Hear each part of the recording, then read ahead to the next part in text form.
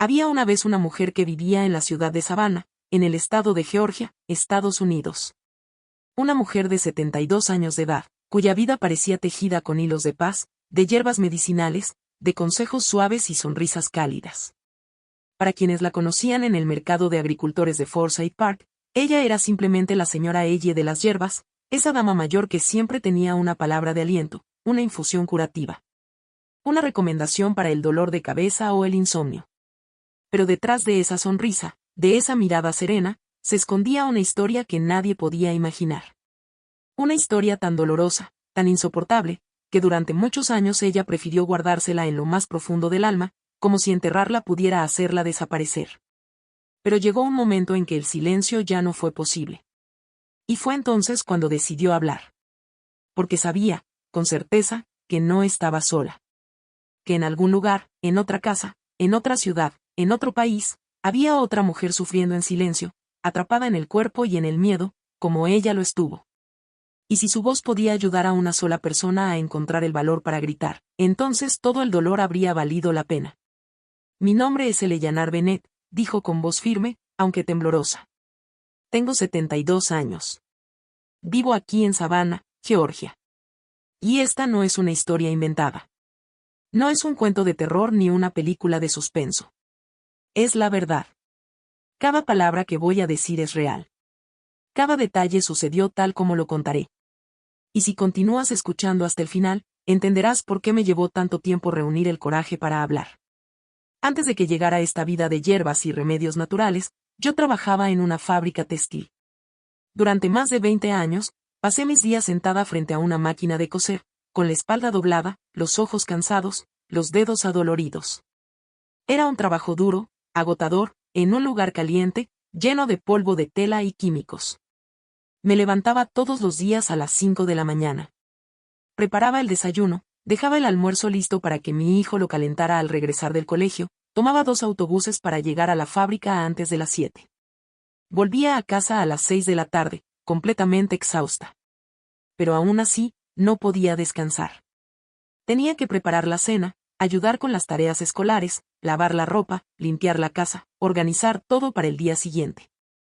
Era una rutina que poco a poco me fue quebrando por dentro. Pero lo hacía por mi hijo. Porque yo lo había tenido siendo apenas una joven de 19 años. Su padre me abandonó cuando supo que estaba embarazada. Dijo que era demasiado joven, que no quería responsabilidades. Era un muchacho guapo, de buena familia, que me llenó de promesas y desapareció cuando se dio cuenta de que el juego se había puesto serio. Yo juré que mi hijo tendría todo lo que yo no tuve. Mi madre murió cuando yo era pequeña. Mi padre era un hombre duro, frío, que nunca supo cómo mostrar afecto. Yo no quería que mi hijo creciera así. Quería que supiera que era amado, que tenía una madre dispuesta a darlo todo por él. Y así lo hice. Trabajé como una condenada durante más de 2 décadas, pensando únicamente en su futuro. Los fines de semana, cuando no estaba lavando ni limpiando, lo llevaba al parque, le compraba helado, intentaba darle la infancia que yo nunca tuve. Ahorraba cada centavo para comprarle útiles escolares, ropa buena, zapatos nuevos cuando le crecían los pies. Junior era un niño cariñoso. Al menos eso creía yo en aquel entonces. Me ayudaba en casa, barría el patio, sacaba la basura, me decía que me amaba, que cuando creciera se haría cargo de mí. Esas palabras me daban fuerza para seguir adelante, para soportar el dolor de la espalda, el cansancio, la soledad. Soñaba con el día en que se graduara, consiguiera un buen trabajo, y pudiéramos tener una vida más tranquila.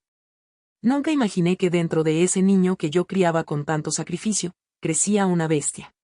Que todo el amor que le daba, él lo interpretaría de una manera enferma, retorcida, inhumana. Cuando cumplió 18 años, comencé a notar cambios extraños en su comportamiento. Primero fueron las miradas. Me observaba de una forma distinta, especialmente cuando me cambiaba de ropa o salía de la ducha. Miradas prolongadas, intensas, que me incomodaban. Trataba de ignorarlas, pensaba que era producto del cansancio, del estrés del trabajo.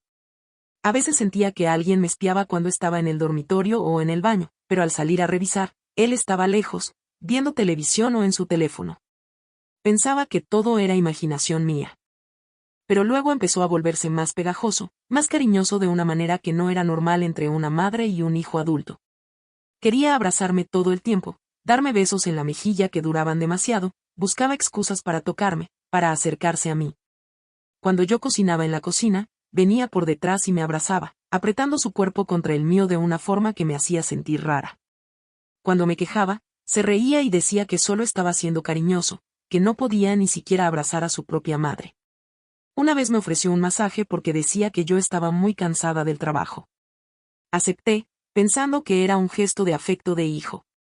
Pero sus manos empezaron en los hombros, como debía ser, y luego fueron bajando por la espalda, por los costados, acercándose demasiado a mis senos. Cuando le dije que no estaba bien, se rió y dijo que yo exageraba, que solo intentaba aliviar mi tensión, que yo estaba viendo el mal donde no lo había. Las cosas fueron empeorando poco a poco, de forma tan sutil que tardé mucho en entender lo que estaba ocurriendo. Empezó a entrar a mi habitación sin tocar, siempre con alguna excusa, que quería preguntarme algo del colegio, que buscaba algo que yo le había prestado, que quería hablar de trabajo. Pero notaba que sus ojos estaban fijos en mi cuerpo de una manera que no era normal. Cuando yo estaba en mi camisón, se quedaba más tiempo del necesario, hablando de cualquier cosa solo para seguir mirándome. Cuando le decía algo sobre ese comportamiento extraño, se enojaba y me decía que yo tenía la mente sucia, que él solo quería hablar conmigo, que yo estaba malinterpretando todo. Me hacía sentir culpable por sospechar de él, por pensar cosas horribles de mi propio hijo. Después de todo, era mi niño, el hijo que había criado con tanto amor, con tanto sacrificio. ¿Cómo podía imaginar que tenía pensamientos impuros sobre mí? Intenté convencerme de que todo era producto de mi imaginación, que el trabajo pesado me estaba volviendo loca, que no debía ver el mal donde no lo había. Empecé a evitar estar a solas con él en casa. Siempre encontraba algo que hacer cuando él estaba cerca. Empecé a cerrar con llave mi habitación, algo que nunca había hecho antes. Cambié mis hábitos de baño, me vestía en el baño en vez del dormitorio. Pero todo esto me hacía más ansiosa, porque no entendía por qué tomaba esas precauciones contra mi propio hijo. Y entonces llegó aquel día que cambió mi vida para siempre. El 15 de marzo de 1998. Era un lunes por la mañana. Me levanté a las 5 como siempre, preparé el desayuno, organicé mi almuerzo, me alisté para ir a trabajar. Junior aún dormía cuando salí de casa. Hacía calor, pero con una brisa agradable que hacía agradable la mañana. Llegué a la fábrica a la hora habitual, me registré, me senté en mi máquina de coser y comencé a trabajar. Estaba terminando un lote de ropa femenina que debía entregarse antes del almuerzo. Recuerdo que estaba concentrada en el trabajo cuando de repente sentí un dolor horrible en la cabeza, como si alguien me hubiera golpeado con fuerza en la nuca con un martillo. El dolor fue tan intenso que mi visión se oscureció de inmediato. Sentí que el suelo giraba bajo mis pies, una sensación terrible de que todo daba vueltas a mi alrededor. Intenté agarrarme de la mesa de la máquina, pero no pude. Lo último que recuerdo es caer de la silla, oyendo el ruido de las otras máquinas deteniéndose, las mujeres gritando, corriendo hacia mí. Después de eso, todo fue oscuridad total. Cuando desperté, no fue con suavidad, no fue como quien regresa de un sueño ligero, sino como si hubiera emergido desde las profundidades más oscuras de un pozo sin fondo. Abrí los ojos lentamente, como si cada párpado pesara 100 kilos, y lo primero que vi fue una luz blanca, fría, implacable, que me cegaba. Parpadeé varias veces, intentando enfocar, pero todo estaba borroso, como si el mundo entero se hubiera disuelto en una niebla densa y espesa. No sabía dónde estaba. No recordaba cómo había llegado allí. Solo sentía un dolor sordo en la cabeza, un latido constante, como si alguien estuviera martillando dentro de mi cráneo, golpeando con insistencia, sin descanso. Lo segundo que sentí fue el frío. Un frío que no venía del aire, sino del interior, como si mi sangre se hubiera vuelto hielo, como si cada nervio de mi cuerpo estuviera dormido, congelado. Intenté moverme, solo un poco, solo para ver si aún estaba viva, pero no pude. Mi cuerpo no respondía. Mi brazo izquierdo estaba inerte, como si no fuera mío, como si perteneciera a otra persona. Mi pierna izquierda no sentía nada, ni siquiera el colchón bajo ella. Fue entonces cuando empecé a notar los sonidos a mi alrededor, el pitido constante de una máquina, un sonido metálico, repetitivo, que marcaba el ritmo de mi corazón, el murmullo lejano de voces que no entendía. El chirrido de ruedas sobre el piso pulido, como si alguien pasara con un carrito lleno de frascos y jeringas. Traté de hablar, de decir algo, cualquier cosa, solo para saber que aún podía hacerlo, pero mi voz no salía. Solo un gemido ronco, apenas audible, salió de mi garganta. Me asusté. No por el dolor, no por el frío, sino por la sensación de que ya no era dueña de mi propio cuerpo. Como si me hubieran encerrado en una cárcel de carne y hueso, y yo solo pudiera observar desde adentro, sin poder intervenir. Fue entonces cuando una enfermera entró a la habitación. Era una mujer de mediana edad, con una bata azul claro, el cabello recogido en una coleta, una sonrisa amable pero profesional. Al ver que mis ojos estaban abiertos, se acercó rápidamente. Señora Bennet, me dijo con voz suave pero clara, está en el hospital. Ha sufrido un derrame cerebral. No se asuste. Está estable ahora. Traté de asentir, demostrar que entendía, pero solo pude mover ligeramente la cabeza. Ella lo notó y continuó hablando, esta vez más despacio, como si estuviera explicándole algo a un niño pequeño. No puede mover bien el lado izquierdo del cuerpo, ¿verdad? Es normal después de un evento como este. El cerebro sufrió una hemorragia, una ruptura de un vaso sanguíneo en el lado derecho del cerebro, y eso afecta el control del lado opuesto del cuerpo. Por eso su brazo y su pierna izquierda están débiles, entumecidos. Es temporal, pero va a llevar tiempo recuperarse. No respondí. No porque no quisiera, sino porque no podía. Las palabras estaban atrapadas dentro de mí, como si mi mente pensara con claridad, pero mi boca se negara a obedecer. Era una sensación aterradora. Como si estuviera despierta, consciente, presente, pero atrapada en un cuerpo que ya no me pertenecía. Minutos después, entró el médico. Un hombre alto, de cabello canoso, con gafas de montura metálica, una bata blanca impecable, una carpeta en la mano. Se presentó como el Dr. Evans, el neurólogo encargado de mi caso. Me examinó con cuidado, me pidió que intentara mover los dedos, que levantara el brazo, que flexionara la pierna.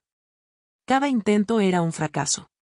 Solo podía mover el hombro un poco, el antebrazo temblaba, pero no llegaba más allá. La pierna apenas se estremecía.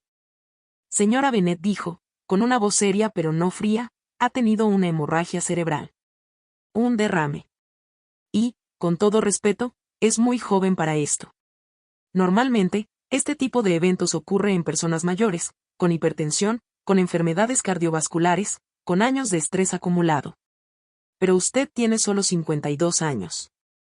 Y según me contaron sus compañeras de trabajo, no tenía antecedentes graves de presión alta ni de colesterol elevado. Lo que sí tenía, según me contaron sus compañeras de trabajo, era un ritmo de vida agotador. Trabajar 12 horas diarias, levantarse antes del amanecer, dormir poco, comer mal, cargar con toda la responsabilidad de un hogar, de un hijo, todo eso, señora Bennet, pesa en el cuerpo. Y a veces, el cuerpo se rebela. Hizo una pausa, como si quisiera darme tiempo para procesar sus palabras. Pero yo ya las estaba procesando, una por una, como si cada una fuera una piedra que se hundiera en el fondo de mi alma. El estrés no es solo una palabra. Es un veneno lento. Mata sin que te des cuenta. Y en su caso, su cuerpo llegó al límite. La hemorragia fue en el lóbulo parietal derecho, una zona que controla la sensación y el movimiento del lado opuesto del cuerpo. Por eso no puede mover bien el brazo ni la pierna izquierda. Tampoco puede sentir bien en esa parte. Va a necesitar rehabilitación, mucha paciencia, y apoyo. Mucho apoyo.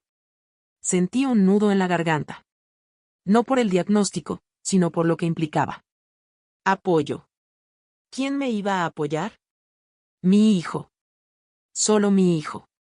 Y en ese momento, no supe si eso era una bendición o una sentencia. El doctor siguió hablando de tratamientos, de fisioterapia, de medicamentos, de controles semanales. Me dijo que la recuperación podía ser lenta, que no todos recuperaban la movilidad completa, que algunos quedaban con secuelas permanentes. Pero también me dijo que había casos de personas que, con esfuerzo, volvían a caminar, a escribir, a vivir una vida casi normal. Pero todo depende de usted, me dijo. Y de su entorno. Necesita un cuidador. Alguien que la ayude en casa, que la acompañe a las terapias, que la anime cuando quiera rendirse. Asentí, esta vez con más claridad. Por dentro, rezaba para que mi hijo estuviera a la altura. para que fuera el hijo cariñoso, responsable, que yo creía que era. No imaginaba que, en ese preciso momento, mientras yo luchaba por volver a la vida, él ya estaba planeando cómo convertir mi debilidad en su poder. Pasé 3 semanas en el hospital. 3 semanas de terapias, de ejercicios dolorosos, de frustración, de lágrimas en silencio. Aprendí a sentarme sola, a transferirme de la cama a la silla de ruedas, a sostener una cuchara con la mano derecha, aunque temblaba. Aprendí a pedir ayuda sin sentirme menos por hacerlo. Pero también aprendí a temer el momento de salir de allí. Porque afuera, en mi casa, no me esperaba la libertad. Me esperaba el infierno. Y cuando finalmente me dieron el alta, cuando mi hijo me ayudó a subir al auto, con una sonrisa falsa y una voz dulce que ya no reconocía, supe, en lo más profundo de mi ser, que algo estaba terriblemente mal. No podía explicarlo, no tenía pruebas, pero sentía una corriente fría recorrer mi espalda cada vez que él me tocaba, cada vez que me decía tranquila, mamá, yo estoy aquí. Yo me encargo de todo. Y así, sin darme cuenta, sin poder evitarlo, comencé a vivir los peores 10 años de mi vida. No por el derrame. No por la parálisis. Sino por el monstruo que se escondía bajo la piel de mi propio hijo, esperando su momento para atacar. Necesitaba ayuda para todo, para bañarme, para vestirme, para ir al baño, para comer. Junior, que en ese momento tenía 22 años, ofreció cuidarme. Dijo que renunciaría a todo, que dedicaría su vida a cuidarme porque yo había dedicado toda mi vida a cuidarlo a él. En ese momento, me conmovió tanta dedicación. Los primeros días en casa fueron normales. Me ayudaba con los cuidados, me llevaba al baño, me daba de comer, me ayudaba a bañarme. Me sentía agradecida de tener un hijo tan cariñoso. Pero luego comenzaron los cambios. Primero dijo que no podía permitir que nadie más me cuidara porque solo él sabía cómo hacerlo bien. Despidió a la mujer que el trabajador social había contratado para ayudarme unas horas al día. Marta era una señora de 50 años, muy atenta, con experiencia en el cuidado de personas con derrame cerebral.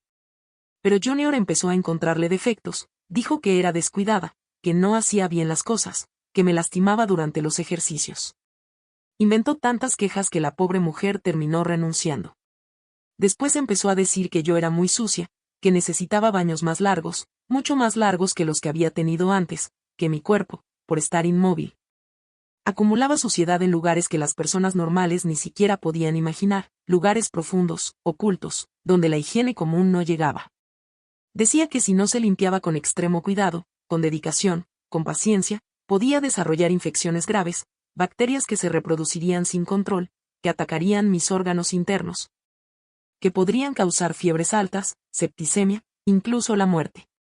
Me hablaba de esto con una voz seria, como si estuviera citando a un médico, como si estuviera repitiendo algo que había leído en un libro de medicina.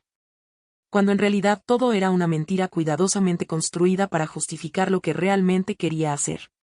Los baños que antes, con Marta, duraban apenas 10 minutos, ahora se convirtieron en sesiones interminables, largas, tortuosas, que podían extenderse por más de 1 hora, a veces hasta 90 minutos.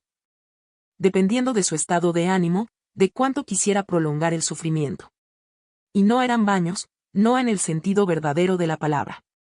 Eran rituales de humillación, de dominación, de abuso disfrazado de cuidado. Me llevaba al baño como si fuera un ritual sagrado, cerraba la puerta con llave, asegurándose de que nadie pudiera entrar, nadie pudiera ver, nadie pudiera escuchar. Me desvestía con lentitud, con una calma que me helaba la sangre, mientras me decía que tenía que ser muy cuidadoso, que no debía lastimarme, que el agua tenía que estar a la temperatura exacta, ni muy caliente ni muy fría, para no causar irritaciones en mi piel sensible.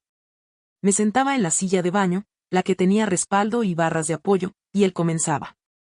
Primero con el agua, mojándome poco a poco, como si estuviera iniciando una ceremonia.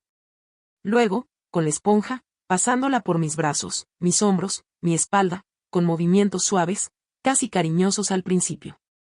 Pero poco a poco, esos movimientos cambiaban.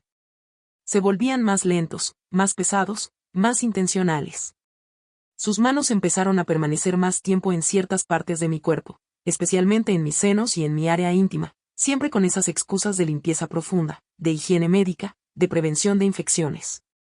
Decía que las mujeres paralizadas, por no poder moverse, no podían limpiarse bien por sí mismas, que la secreción se acumulaba, que las bacterias crecían en lugares íntimos, que si no se limpiaba con los dedos, introduciéndolos, no se podía eliminar todo el residuo.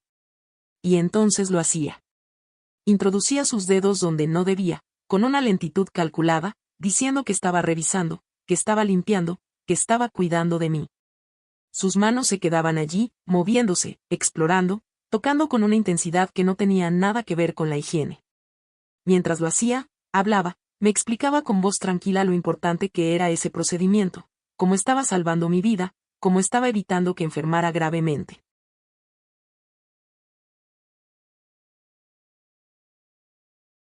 En mis senos, decía que la piel se volvía más sensible, que podían desarrollar nódulos, infecciones, que necesitaban un masaje especial para mejorar la circulación, para evitar que se formaran abscesos. Y entonces sus manos se cerraban alrededor de ellos, los apretaba, los moldeaba, los movía en círculos lentos, mientras decía que era parte del tratamiento, que era necesario, que si no lo hacía, yo podría tener complicaciones serias. Intentaba apartarme, intentaba cerrar los brazos, pero no tenía fuerza, no podía resistir. Solo podía llorar en silencio, rezar para que terminara pronto, para que alguien, en algún lugar, pudiera escuchar mis gemidos, mis súplicas mudas. Y él lo notaba. Notaba mi incomodidad, mi miedo, mi desesperación. Pero no se detenía. Al contrario, parecía alimentarse de eso. Hablaba más fuerte, con más convicción, como si cada palabra fuera un clavo en mi ataúd emocional. Me decía que no era nada malo, que era su deber como hijo, que yo no debía avergonzarme, que no había nada de vergonzoso en que él me cuidara así, que era natural, que era amor, que era sacrificio. Me repetía una y otra vez que si no fuera por él, nadie más lo haría, que cualquier otra persona se cansaría, se asquearía, me abandonaría en un hogar de ancianos donde me tratarían como un objeto, no como una persona. A veces, después de esos baños, me dejaba allí, sentada en la silla, mojada, temblando, mientras él se lavaba las manos con cuidado excesivo, como si estuviera purificándose después de un trabajo difícil. Luego me envolvía en una toalla grande, me secaba con movimientos lentos, pero siempre volvía a tocar los mismos lugares, siempre con esa excusa de que tenía que asegurarse de que no quedara ni una gota de humedad. Porque la humedad podía causar hongos, irritaciones, llagas profundas que tardarían meses en sanar.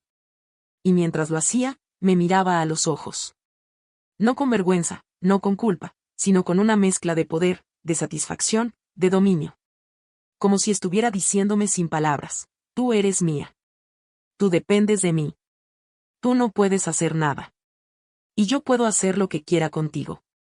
Los días pasaban, y esas sesiones se volvieron parte de la rutina, como si fueran normales, como si fuera algo que toda madre y todo hijo hicieran. Pero yo sabía, en lo más profundo de mi alma, que no era normal. Que era perverso. Que era criminal. Pero no tenía forma de detenerlo. No tenía voz. No tenía fuerza. No tenía a nadie. Solo tenía el eco de sus palabras repitiéndose en mi cabeza, nadie te creería. Nadie vendría a ayudarte. Si hablas, te encerrarán. Si gritas, dirán que estás loca. Y así, poco a poco, el baño dejó de ser un momento de limpieza y se convirtió en una pesadilla diaria, un acto de violencia encubierta bajo el manto de la atención médica. Un abuso sistemático que se repetía una y otra vez, con la excusa de que lo hacía por mi bien, por mi salud, por mi vida. Y yo, atrapada en mi propio cuerpo, solo podía soportar, esperar, rezar por un milagro que parecía imposible. Cuando me quejaba de que no estaba bien, de que no necesitaba tanto tiempo, él decía que así era, que las personas que no pueden moverse necesitan una limpieza más cuidadosa, que yo no entendía nada de cuidados médicos.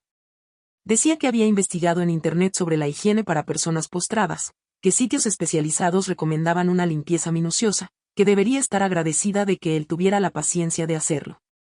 Intenté discutir, pero él siempre tenía una respuesta lista, siempre una justificación médica para cada cosa repugnante que hacía. Empecé a darme cuenta de que algo estaba muy mal cuando comenzó a tocarme de una manera que ya no tenía nada que ver con la limpieza. Eran toques prolongados, que me causaban asco y terror al mismo tiempo. Pasaba su mano por mis senos, haciendo movimientos circulares, diciendo que revisaba si no había nódulos, que las mujeres paralizadas tienen mayor riesgo de cáncer por la mala circulación. Tocaba mi área íntima con los dedos, los introducía donde no debía, siempre diciendo que limpiaba secreciones, que revisaba si no había infección. Pero yo estaba allí, dependiente de él para todo, incapaz de levantarme sola de la cama, sin poder ni siquiera empujarlo con la mano derecha porque no tenía fuerza. Era como estar atrapada dentro de mi propio cuerpo, viendo y sintiendo todo lo que me hacía, pero sin poder reaccionar. La sensación de impotencia era desesperante. Me dejaba en pánico. Pero no servía gritar, porque no había nadie que pudiera oírme. La situación empeoraba día a día, de forma gradual, hasta que llegó a un punto que ni siquiera puedo describir con palabras. Pero antes de llegar al final de esta historia terrible, debo empezar desde el principio de mi vida. Porque si no, no entenderán cómo un hijo puede convertirse en un monstruo así. Cómo una persona que críe con tanto amor puede transformarse en una criatura tan cruel. Después de salir del hospital, completamente dependiente de él, fue cuando comenzó la pesadilla real. Lo que creí que era el cuidado de un hijo dedicado, se convirtió en la cosa más repugnante que una madre puede sufrir. Era como si él hubiera estado esperando años esa oportunidad, como si mi parálisis fuera exactamente lo que había estado deseando. En las primeras semanas en casa, mientras me adaptaba a la nueva realidad de no poder moverme bien, decía que necesitaba examinarme todos los días para ver si no desarrollaba llagas por estar acostada tanto tiempo. Decía que había investigado en internet sobre el cuidado de personas postradas, y que quienes permanecen en cama pueden tener heridas horribles si no se cuidan bien. Incluso me mostró fotos impresionantes de llagas infectadas que había impreso. Dijo que eso podría pasarme a mí si no me cuidaban bien. ¿Por qué iba a dudar de él? Era mi hijo, la única persona que tenía en el mundo. Pero esos exámenes empezaron a durar más y más, y sus manos empezaron a ir a lugares que no tenían nada que ver con las llagas.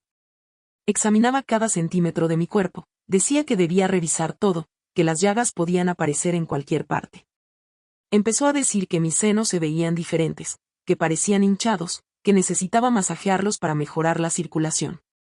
Decía que había leído en sitios especializados que las mujeres que están en cama por mucho tiempo pueden tener problemas de circulación en los senos, y que el masaje era fundamental para evitar complicaciones graves.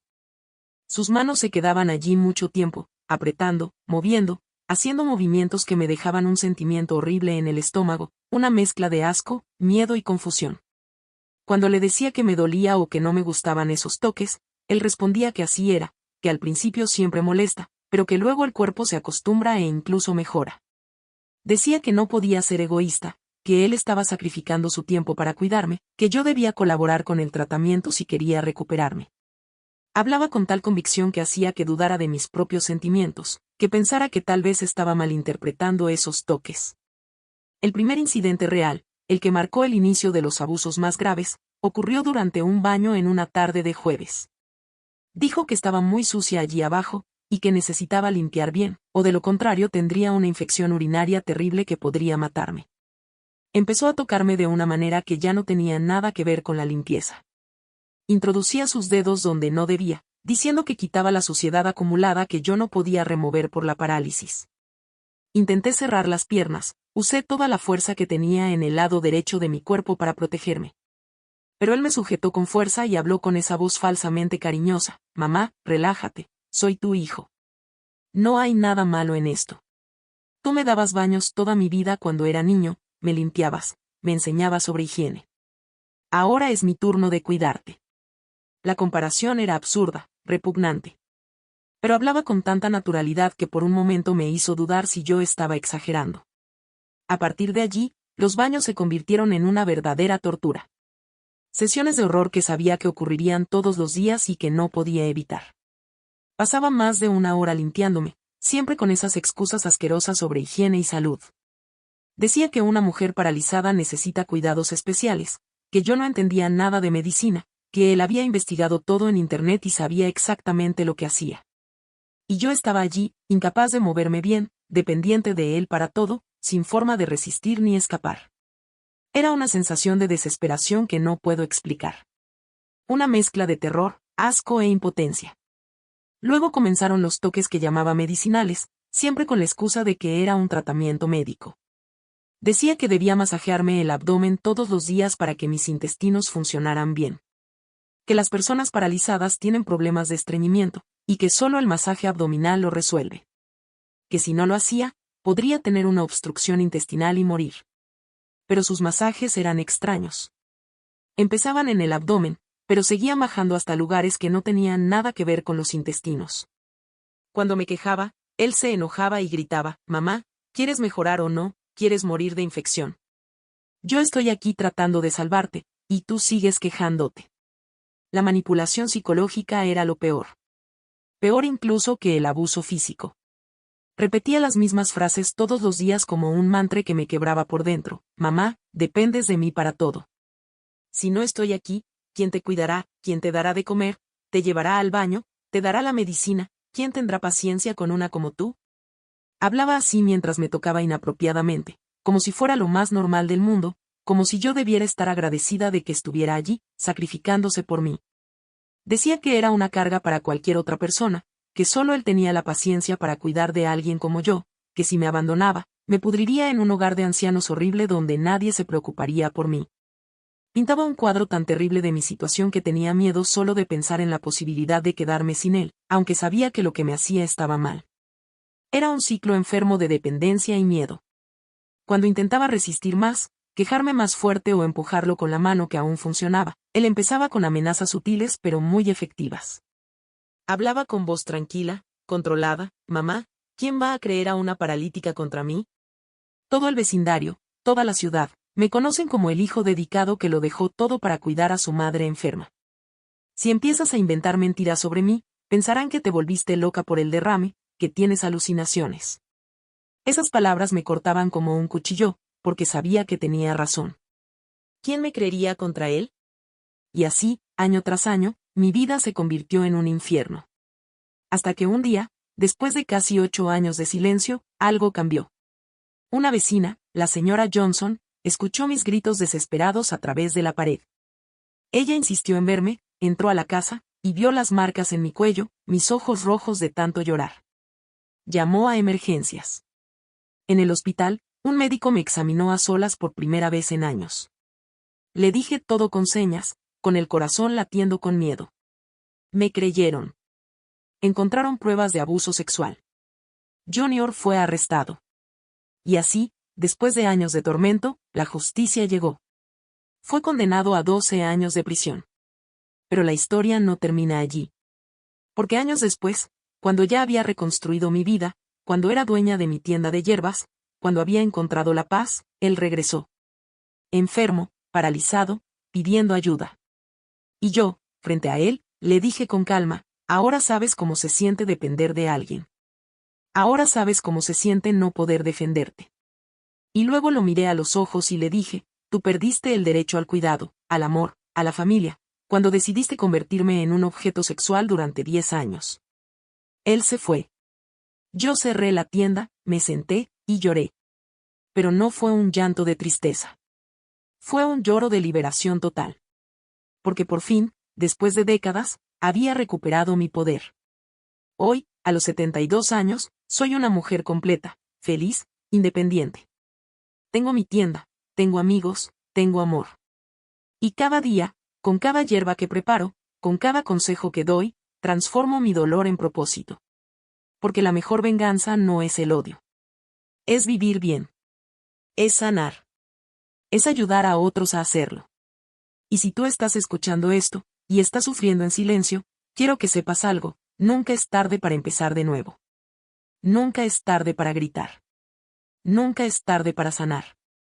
Porque la vida, aunque te arrebate todo, aunque te deje en el suelo con el corazón roto, el alma desgarrada y las manos vacías, también te da, en medio del dolor más profundo, la oportunidad de volver a construir. No de la misma manera, no con los mismos materiales con los que empezaste, sino con algo nuevo, algo diferente, algo que nace no del olvido, sino de la superación. La vida no siempre es justa. A veces golpea sin advertencia, sin piedad, sin consideración por el amor que diste, por el esfuerzo que hiciste, por los sacrificios que ofreciste en silencio. Te puede quitar la salud, la libertad, la confianza, la paz, incluso la dignidad. Puede dejarte sola, encerrada en un cuerpo que ya no obedece, en una casa que se siente como una prisión, en una relación que se disfraza de amor pero es pura crueldad. Pero en medio de todo eso, en el fondo del pozo más oscuro, hay una chispa. Pequeña, apenas visible, pero real. Es la chispa de la esperanza. La certeza de que no estás rota para siempre, de que el daño no tiene por qué ser eterno, de que el sufrimiento no tiene por qué definirte. Porque tú no eres solo lo que te hicieron. Tú eres también lo que decides hacer después. Y a veces, lo que nace de las cenizas, no es solo un nuevo comienzo, sino una versión más fuerte, más sabia, más valiente de ti misma. No es una persona que vuelve a ser como era antes, sino alguien que ha aprendido, que ha resistido, que ha sobrevivido, y que ahora camina con el conocimiento de que puede enfrentar cualquier tormenta. Porque cuando lo has perdido todo y aún así te levantas, cuando has sido pisoteada y sigues adelante, cuando has llorado hasta no tener lágrimas y aún así sonríes, entonces descubres que tu fuerza no depende de las circunstancias, sino de tu espíritu. Y ese espíritu, una vez que se enciende, ya no se apaga.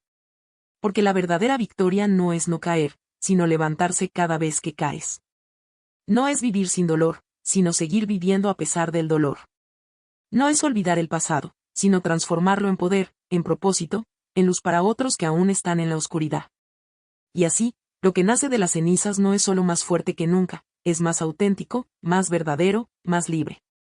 Porque ha sido probado por el fuego, ha resistido la tormenta, ha mirado al abismo y ha dicho, no me quedo aquí. Y en ese momento, la vida deja de ser una condena y se convierte en una promesa. Una promesa de que, no importa cuántas veces te rompan el corazón, siempre tendrás la capacidad de sanarlo. No importa cuántas veces te digan que no puedes, siempre tendrás la voz para decir, yo sí puedo. Y no importa cuánto tiempo pase, nunca será demasiado tarde para comenzar de nuevo, para volver a amar, para volver a soñar, para volver a ser feliz. Porque el final de una historia de dolor no tiene por qué ser el silencio. Puede ser un grito de libertad. Puede ser una tienda llena de hierbas curativas. Puede ser una mano que se extiende hacia otra mujer que sufre en silencio. Puede ser una sonrisa sincera, un amor respetuoso, una vida plena. Y eso es lo que hace que valga la pena cada lágrima, cada noche sin dormir, cada instante de miedo. Porque al final, no se trata de lo que te quitaron, sino de lo que lograste reconstruir con tus propias manos, con tu propio corazón, con tu propia valentía. Esta es mi historia. Y no la contaré para lastimarme más. La cuento para liberarme. Y para que tú también puedas hacerlo.